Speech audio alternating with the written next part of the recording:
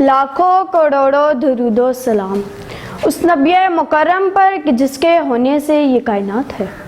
صدر علی وقار نبی مکرم کی آفرینش اس دنیا آب و گل کا ایک عظیم ترین واقعہ ہے، ایسا واقعہ جو گنجینہ معانی، فکر رسا کا اوج کمال اور آفتاب نور، ایک ایسا نور کہ جس کی تجلیات سے سارا جہاں روشن ہوا۔ جناب صدر، موضوع سخن وہ ہستی ہے جو چمن آستانے کائنات کا پھول نہیں بلکہ گلدستہ ایک کائنات ہے۔ اس میں جود و سخا بھی ہے اور عفو و درگزر بھی، یہاں صبر و تحمل کی عطرریزیاں بھی ہیں اور شفقت و رحمت کی گلکاریاں بھی۔ ذی وقار مثل مشہور ہے، اینچ کا جواب پتھر سے دیں گے، بغاوت کی آواز پر سل کچل کر رکھ دیں گے۔ تغیر و انقلاب کی اس دنیا میں جدید و قدیم تاریخ نے سب کچھ لکھا، مگر کیا کوئی ایسا بھی گزرا ہے جس نے کھاد دینے والوں کو گل دیے ہوں، جس نے پتھر برسانے والوں کو موتی پیش کیے ہوں، جس نے گالیاں سن کر دعائیں دی ہوں؟ تاریخ خاموش کیوں ہے؟ گردش زمانہ لاجواب ہے، انقلابیں دورہ خاموش ہے۔ سپہ سالاروں میں نہ یورپ کی انسانیت میں کوئی بھی ایسا نہیں گزرا۔ تو پھر سرزمین حجاز کی وہ تاریخ پڑھیں جس کی بنیاد 1400 سال پہلے رکھی گئی۔ وہاں آپ کو ملے گا ایک ایسا وسیع ظرف انسان کہ جس کے جسم اطہر پر پتھروں کی بارش ہوئی، جس کے نالے شریفین لہو لہان ہوئے، وہ جن کے سایہ کو گلشن ترستے تھے، وہ جن کے سایہ کو گلشن ترستے تھے، طائف میں ان کے جسم پر پتھر برستے تھے۔ جناب صدر، وائے حیرت کے اخلاق کی رفت جس کو سلام کریں، اس پہ حالت سجدے میں اوجریاں پھینکی گئی۔ پیکرے یاسین و طٰہٰ اور مظہر الشمس پر بہتان ترازگوں کی یلغار کر دی گئی۔ جس کے پاؤں پر چشم عالم بوسا دے، اسے کانٹوں پر چلنا پڑا۔ ذی وقار ظلم و جبر اور پربریت سے 14 طبق بھی لرز اٹھے۔ خدائے تعالیٰ کی غیرت کو جوش آیا، فرشتوں نے عرض کیا، یا رسول اللہ، اب حکم دے تو ان کو پہاڑوں میں پیس کر رکھ دے۔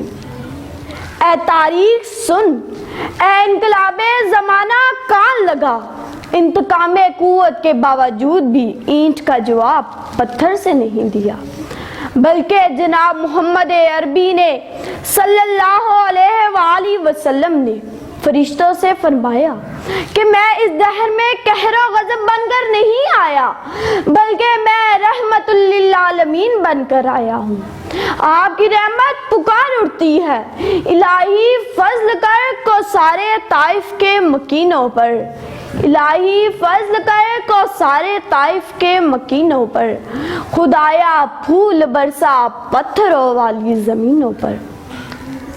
جناب صدر، آپ کی شان اقدس میں بدرجہ عدم گستاخیاں، مگر رسول خدا نے نہ سے صبر و تحمل کا مظاہرہ فرمایا تو خدا کے کرام سے تلقین فرمائی، والکاظمین الغیظ والعافین عن الناس واللہ یحب المحسنین۔ ذی وقار واقعہ عفت رسول خدا کے عفو و درگزر کا منہ بولتا ثبوت ہے۔ اس سے بڑھ کر المناک واقعہ اور کیا ہو سکتا ہے کہ جس میں نعوذ باللہ حضرت اماں عائشہ صدیقہ پر تہمت لگائی گئی، ایک ایسا کرب جس سے سارا مدینہ گونج اٹھا، دشمنوں کی سماعت، ناموس کی بدنامی اور محبوب کی تفسیر ہوئی، مگر ذی وقار میرے محمد عربی نے عفو و درگزر کی وہ انتہا کی کہ جس سے آنکھیں اشکبار ہو جاتی ہیں۔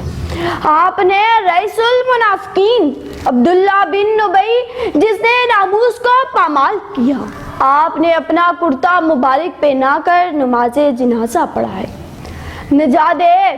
نجات اخروی و سوز دنیاوی کے لیے وہ ایک نور کا جادہ ہے ہر کسی کے لیے۔ جناب صدر، کافوری شمعوں کی قندیلیں روشن تو ہیں مگر دل کی ہندیاری کے لیے چراغ نہیں۔ پھولوں کے گلدستے اب بھی باقی ہیں پھولوں کے گلدستے اب بھی باقی ہیں مگر اعمال حسنہ کے پھول مرجھا گئے ہیں۔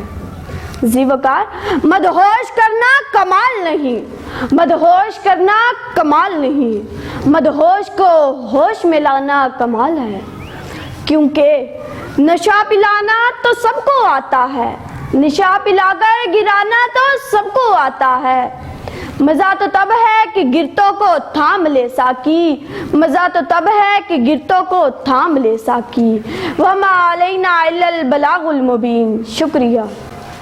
ناظرین چینل کو سبسکرائب کر لیں اور بیل آئیکن پر کلک کر لیں تاکہ ہماری لیٹسٹ آنے والی ویڈیوز آپ کو ملتی رہیں۔